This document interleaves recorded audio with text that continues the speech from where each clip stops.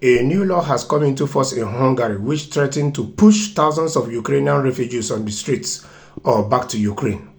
The regulations restricts state support for Ukrainians to those who come from parts of Ukraine directly affected by the fighting caused by Russia's invasions.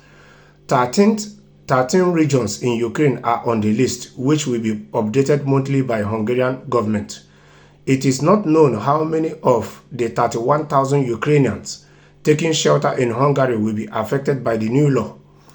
Human rights groups say that the most vulnerable are those from the Roman ethnic minority from the westernmost Transcaucasian region who are still living in shelters which will now close. Their situation is complicated by the fact that many are dual Ukrainian and Hungarian citizens. That makes them ineligible for asylum elsewhere in the European Union.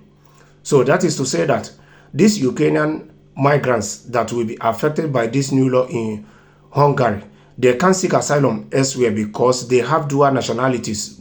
Some of them are Ukrainian and Hungarian citizens, which makes it impossible for them to seek asylum elsewhere within the European Union. Under the new law, only Ukrainians who last official address in Ukraine was in an area directly affected by military operations remain eligible for state support, which includes free housing and a basic monthly sum. Government Decree 134 changes legislation dates back to 2022 and the start of the full-scale Russian invasion of Ukraine.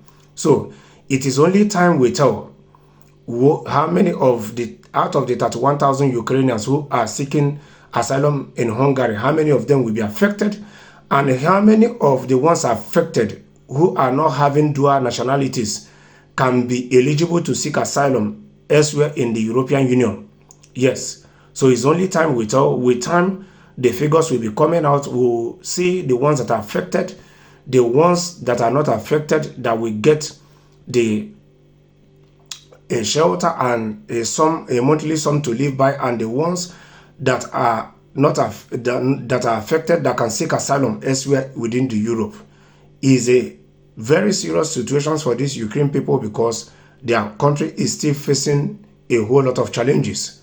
Yes, so I think at this point in time it's better for Ukraine and other countries supporting them to look for a way out to negotiate peace, because this is getting out of hand day by day. And these people have to return to their country to help in rebuilding their countries.